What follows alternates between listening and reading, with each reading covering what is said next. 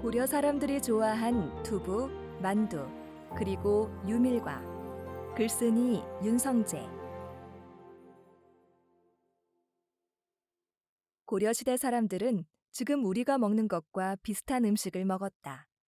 다만 식재료의 종류가 많지 못했고 영양가가 조금 낮고 조리법이 다양하지 못했을 뿐이다.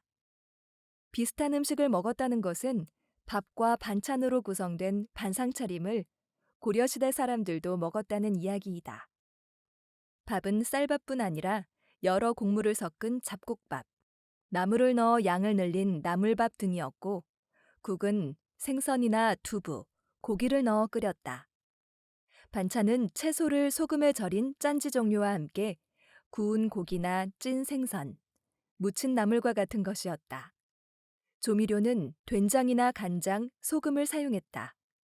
반상으로 된 일상 음식 외에 별식으로 국수나 만두를 먹었고, 특별한 행사에는 달콤한 유밀과를 만들어 먹었다. 고려 사람들의 음식은 지금의 우리와 크게 다르지 않았다. 고려 사람들의 일상 음식, 밥과 반찬.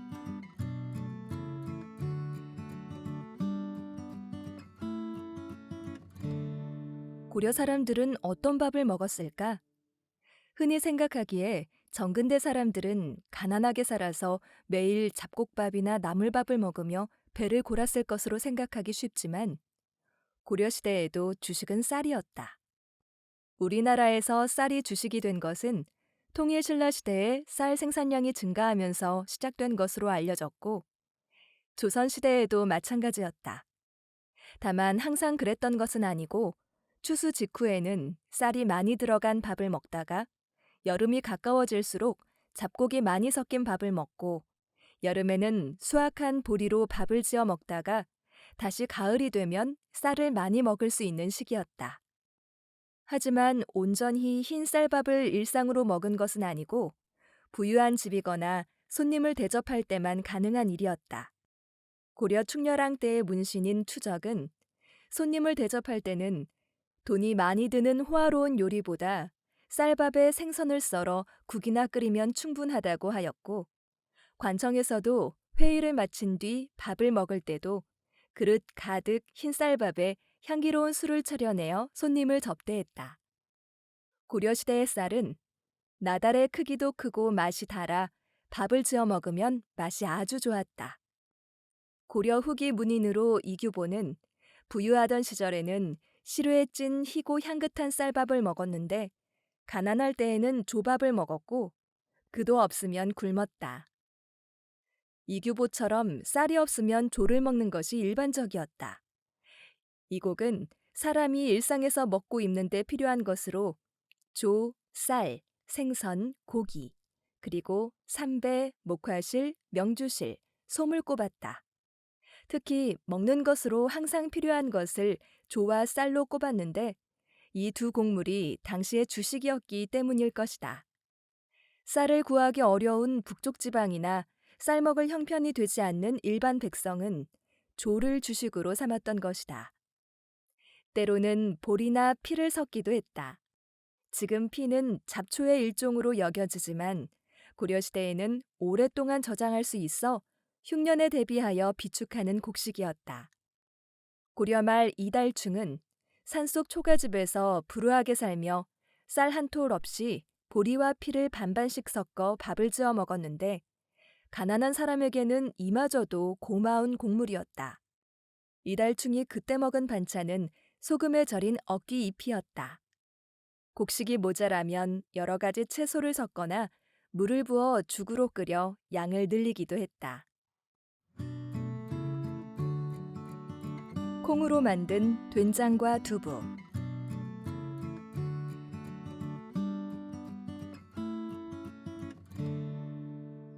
콩은 한반도 북부, 즉 고구려를 중심으로 한 만주 지역이 원산지이다. 중국 기록에는 황고려도, 흑고려도라는 명칭이 나오는데 특정 작물에 지역 이름을 붙인 것은 그 지역이 원산지이거나 가장 큰 소비지라는 뜻이다. 즉, 고구려가 콩의 원산지 혹은 가장 큰 소비지였음을 알 수 있다. 고려시대의 콩은 소두, 토두, 두로 불렸다. 태라고 부르기도 하는데 이것은 콩을 표현하는 우리나라 고유의 글자로 현재 우리말에도 서리태, 서목태, 기름태라는 단어로 남아있다. 고려시대에 콩으로 가장 많이 만든 것이 메주 된장이었다. 장은 탄수화물이나 단백질에 소금을 넣고 발효시켜 만드는 조미료의 일종으로 콩을 발효시켜 만드는 것이 된장이다. 언제부터 된장을 만들었는지 정확하게 알 수는 없으나 고구려 지역이 콩의 원산지이고 고구려는 발효식품을 잘 만든다는 기록으로 보아 이때부터라고 짐작할 수 있다. 콩을 삶아 발효시켜 말장, 즉 메주를 만들고 메주에 소금을 더해 숙성시킨 것이 된장이다. 된장은 생콩의 비린 맛을 없애고 염분과 콩 단백질을 함께 섭취할 수 있게 한 것으로 가난한 사람은 나물밥과 짜게 만든 장을 반찬으로 삼아 끼니를 해결할 수 있었다. 또 각종 채소를 된장에 박아 넣어 짠지 형태로 만들어 먹기도 했다. 특히 여름에 많이 나오는 오이를 된장에 넣어 저장해 두었다가 겨울이 되면 꺼내 반찬으로 삼았는데 달고 짜고 신맛이 조화를 이루어 가까운 사람에게 선물로 주기도 했다. 된장은 조미료로도 이용되었는데 소금이 귀했던 고려시대에는 비교적 적은 소금으로 된장을 담아 염분을 섭취할 수 있었다. 콩으로 만든 음식 중에서 고려 사람들이 즐긴 것은 두부였다. 중국 서안에 회남왕이 처음 만들었다는 전설이 있지만 사실과는 거리가 멀고 우리나라에는 고려 중기 이후 남송 말이나 원나라 때 들어왔을 것으로 추측된다. 두부는 콩을 물에 담가 불린 다음 물을 더해가면서 맷돌에 갈고 찌꺼기를 걷어낸 콩물을 가열하고 간수를 넣어 응고시킨 후 눌러 물기를 빼서 만든다. 이 과정에서 많은 노동력이 들어가기 때문에 일반 가정집에서는 특별한 명절이나 잔칫날 정도에나 만들 수 있었고 귀한 음식으로 대접받았다. 겉보기에 하얗고 몽글몽글한 식감이 부드러운 두부는 맛과 영양이 뛰어났다. 우리나라에서 두부에 대한 가장 빠른 기록은 고려 후기 이세계 시문에 나온다. 그의 시에는 두부 예찬이 곳곳에 보인다. 나이가 많아 이가 튼튼하지 못하고 경제 상황도 그리 좋지 않았던 어느 날, 이색은 사찰에서 승려가 보내준 두부를 먹고 감탄했다. 고기 기름처럼 하얀 색깔에 질감은 촉촉하고 부드러워 이가 튼튼하지 못해도 편하게 먹을 수 있었고 나물국으로 연명하던 식탁에 올리면 오랜만에 영양 보충을 할 수도 있었다. 또 어느 날에는 기름이 자르르 흐르는 난질난질한 흰 쌀밥에 두부를 구워 잘게 썰고 파를 넣어 향과 맛을 더한 두부국을 반찬으로 삼았다. 그런가 하면 어느 날에는 두부에 토란을 곁들여 귀한 손님들을 접대하기도 했다. 시를 읽어보면 맛있는 두부를 먹으며 기뻐하는 이색의 얼굴이 자연스레 떠오를 정도로 감격적이다. 이색은 중국 사람은 농어 같은 생선을, 북쪽 사람은 양젖으로 만든 치즈를, 고려 사람은 두부를 귀하게 여긴다고 일갈하기도 했다.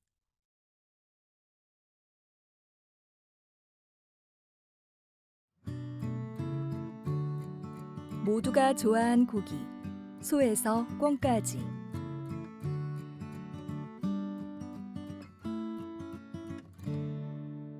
지금도 마찬가지이지만 고기는 모두가 좋아하는 음식이었다.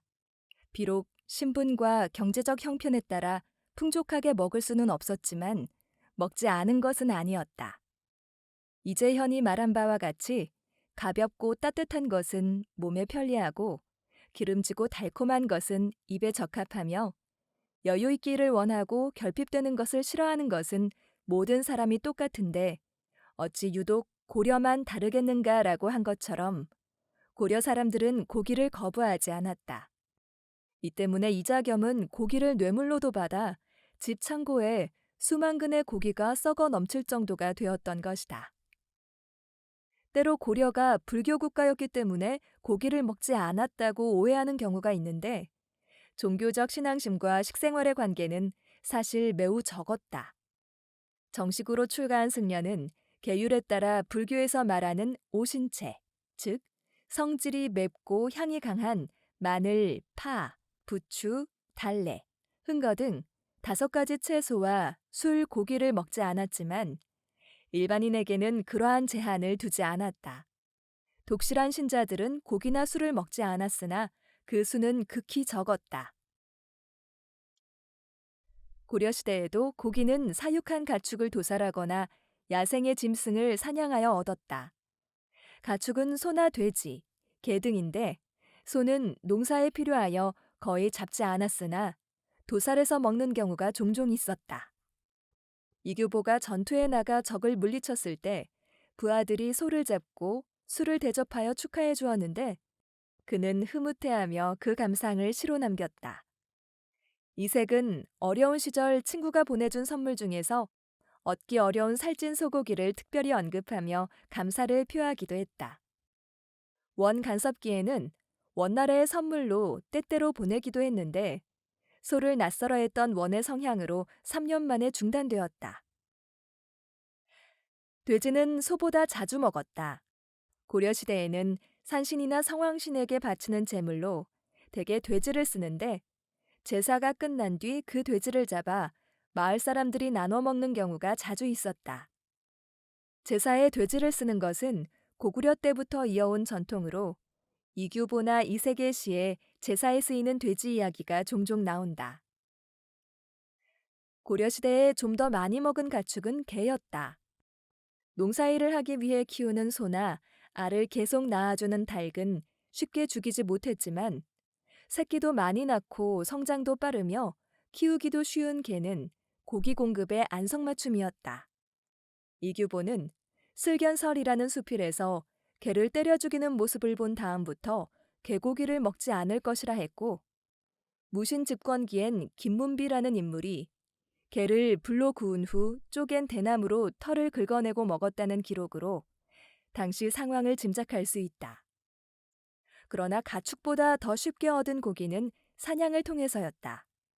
직접적인 사냥 기록은 적지만 노루나 사슴, 꿩을 사냥하여 고기를 먹은 기록은 고려시대 내내 등장한다. 이규보나 이색, 변계량은 친구들로부터 고기를 날 것 그대로 혹은 말려서 육포 상태로 받은 이를 시로 써서 자랑하는 경우가 가끔 보인다. 고기는 말려서 오래 보존할 수도 있고 신선한 상태 그대로 음식을 만들어 먹을 수도 있었다. 고려시대에 나타나는 고기 요리에는 국이나 구이, 육포 형태가 있다. 가장 간단한 것은 구이였을 터인데 충수광 때 인물인 마계량은 소의 염통을 구워 먹는 것을 즐겼으며 이색은 꿩고기를 구워 술안주로 먹었다고 한다. 김문비의 개고기 사례도 구워 먹는 조리법이 될 것이다. 가장 많이 이용된 방식은 육포를 그대로 반찬으로 이용한 것이었다. 이색은 동생이나 친구가 보내준 육포를 먹었는데 이가 약해진 다음부터는 포를 다시 삶아 부드럽게 해서 먹었다. 이색이 그토록 끈질기게 고기를 찾은 이유는 보양식에는 고기만한 것이 없다는 인식 때문이었다. 고려의 만두가게, 쌍화점.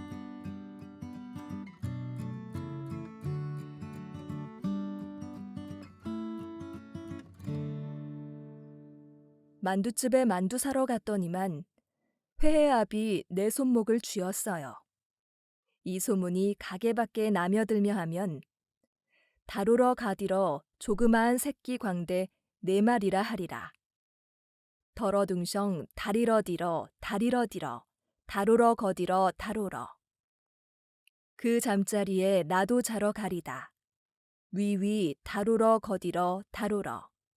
그 잔 대같이 답답한 곳 없다. 위 노래는 고려가요의 하나인 쌍화점이다. 충렬왕 때 만들어진 것으로 궁중에서 남장한 여인들이 잔치자리에서 불렀다. 당시에도 매우 야한 노래라며 다들 수군거렸는데 그도 그럴 것이 가게에 쌍화 사러 간 아가씨가 가게 주인인 회회아비에게 손목 잡힌 사연이다. 그럼 쌍화는 뭘까? 쌍화는 상화라고도 하는데 흔히 말하는 만두이다. 국립국어원에서 나온 표준국어 대사전을 보면 만두는 밀가루 따위를 반죽하여 소를 넣어 빚은 음식이라고 한다. 만두의 유래는 중국 총나라의 제갈공명에서 시작한다. 제갈공명이 강을 건너기 위해서는 신에게 제사를 지내야 하는데 제물로 사람 머리를 바쳐야 했다. 하지만 사람을 죽일 수 없어 양고기와 돼지고기를 소로 만들고 만두피에 싸서 사람 머리처럼 만들어 이를 대신한 데에서 비롯되었다는 것이다. 이 전설은 괴담일 뿐이지만 만두라는 음식이 3세기 무렵에 나온 것은 사실로 보인다. 고려시대 쌍화점에서 서역인인 회회아비가 팔던 상화는 중국에서 건너온 음식이었을 것이다. 우리나라에서 만두의 기록이 처음 보이는 것은 고려 명종 때의 일이다. 위초라는 사람이 있었는데 그의 아버지가 병이 들었다. 의원의 말이 아들의 살을 쓰면 치료할 수 있다고 하여 위초가 넓적다리 살을 베어 만두 속에 넣어 먹이니 아버지의 병이 약간 나았다는 것이다. 그는 이 효행으로 국가로부터 상을 받았다. 그런데 위초는 북방민족의 한 갈래인 거란 사람이었다. 원래 만두는 북쪽 음식이라는 말도 있는 만큼 고려에 사는 거란이니 아버지에게 올린 음식이라는 것이 이해가 간다. 그렇게 보면 아마도 만두는 북방민족이 먹던 음식으로 속에 고기를 넣은 것이 원형이라고 볼 수 있을 듯 싶다. 만두에 들어가는 각종 고기와 채소는 여름철에는 상하기 쉬워 기온이 따뜻한 지역에서는 잘 만들지 않았다. 그래서 북쪽 지방 사람들이 겨울이 되면 아주 많이 빚어 자연적으로 얼렸다가 국물에 넣고 끓여 만둣국 형태로 먹었던 듯하다. 냉장 시설이 없던 시절의 이야기이다. 하지만 이때까지만 해도 고려 사람은 많이 먹은 것 같지 않다. 쌍화점의 시기를 지나 1343년 충해왕 4년 10월에 도둑이 몰래 왕실 주방에 들어가 만두를 훔쳐먹다 들켰는데 왕이 사형을 선고하는 일이 생긴다. 왕실 부엌에서 훔친 것이니 왕이 먹으려고 준비해둔 것일 텐데 충해왕도 만두를 좋아했나 보다. 어쨌거나 그때쯤 되면 도둑도 만두가 맛있는 음식이라는 것을 알 만큼 흔해졌음을 알 수 있는데 그렇게 따지면 우리나라에서 만두가 유행한 것은 원간섭기의 어느 시점이었을 것이다. 쌍화점 주인은 회회 사람이라 했는데 곧 이슬람 사람이다. 외국인이 운영하는 만두 가게가 개경 시내에 들어와 매출을 올리고 집에서 고기로 소를 꽉 채운 만두로 손님을 접대하거나 여기저기 선물로 돌리는 것도 흔해진 시절이었다. 이규보도 아침 반찬으로 만두를 받았고 원천석은 병문안을 온 서생들에게 과일과 채소에 술을 내어 접대할 때 돼지고기를 삶아 소를 넣은 만두를 곁들이며 병든 뒤의 보양식이다라고 하면서 만족해했다. 이색은 두부 말고도 만두를 좋아한 대표적인 인물이다. 결혼해서 따로 사는 둘째 아들이 아침부터 만두를 보내자 하얀 만두피를 씌워 둥글게 빚었고 고기로 소를 넣어 기름진 속이 촉촉했다. 아침에 다시 찐 것이라 아주 좋다라는 시를 남겼다. 선물이 무척 만족스러웠나 보다.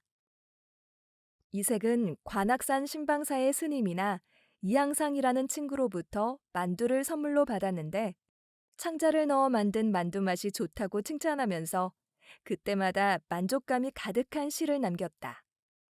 이색이 특이한 게 아니라 당시 사람 모두 그랬을 것 같다.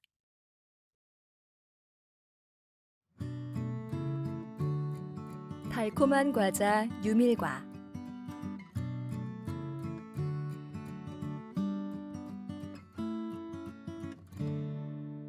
유밀과는 글자 그대로 꿀과 기름으로 만든 과자를 말한다. 재료는 곡물가루인데 주로 쌀가루나 찹쌀가루, 밀가루를 쓰고 콩가루를 쓰기도 했다. 유밀과는 곡물가루에 꿀과 기름을 넣고 버무려 모양을 내서 굽거나 기름에 튀기거나 지져서 만들었다.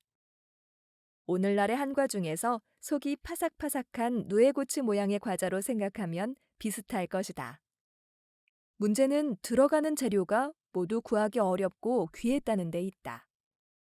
그래서 비록 이름은 과자이지만 우리가 입이 심심할 때 마음대로 먹을 수 있는 비스킷이나 스낵이 아니라 중요한 행사나 의식에 쓰이는 특별한 고급 음식이었다. 유밀과라는 이름은 1192년 명종 22년에 내린 왕의 명령에 처음으로 나온다. 공교롭게도 유밀과의 사용을 줄이도록 하는 법이 발표된 것이다. 명종은 유밀과를 사용하지 못하게 하는 이유로 사람들이 유밀과를 만들기 위해 곡식을 모래처럼 헤프게 쓰고 기름과 꿀을 구정물처럼 하찮게 보는데 유밀과를 보기 좋도록 만들기 위해 낭비하는 것이 적지 않기 때문이라고 했다. 그리고 유밀과 대신 과일을 사용할 것을 지시했다. 이 명령을 시작으로 조선 후기에 이르기까지 국가에서는 계속 유밀과를 금지하는 명령을 내렸으나 좀처럼 지켜지지 않았다. 오히려 변화를 거듭하면서 더 많이 퍼졌다. 원래 고려시대 유밀과는 고려시대 대표적 축제인 팔관회와 연등회 또는 왕이나 사신을 접대하는 잔치, 그리고 혼례와 과거급제를 축하하는 잔치에 쓰였다. 그 중에서도 특이한 것은 혼례에 이 과자를 꼭 사용한다는 것이다. 1296년 충렬왕 22년에 이후 충선왕이라는 고려 세자가 원나라 공주와 혼인을 한다. 결혼식은 원나라에서 진행되었다. 충선왕은 그 혼례잔치에 고려에서 만든 유밀과를 사용했다.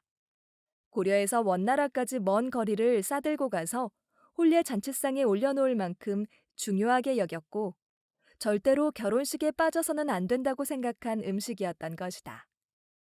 이 관습은 조선시대로 이어져 조선 초기 태종과 세종도 혼례에서 유밀과를 쓰는 것은 사치하다고 금지했으나 전혀 지켜지지 않았다. 새나 짐승 모양으로 만든 유밀과는 화려함이 극에 달했는데 그릇 위에 놓기 힘든 단점이 있었다. 그래서 등장한 것이 평계이다. 평평한 널빤지 모양으로 쌓기 쉽게 만들어서 이름이 평계이다. 박계라고도 했는데 조선시대에는 중백기 혹은 중박계라고 불렀다. 이 색은 연회에서 산처럼 쌓인 평계를 보며 은근히 기뻐했고 늙음하게 집에서 은둔할 때는 친구한테 선물로 받고는 옛 인심이 아직 죽지 않았다며 좋아하기도 했다. 꿀에서 나오는 은은한 단맛, 기름을 듬뿍 써서 씹을 때마다 흐르는 기름진 맛, 거기에 연회의 흥겨움이 합쳐져 유밀과의 맛은 배가 되었을 것이다.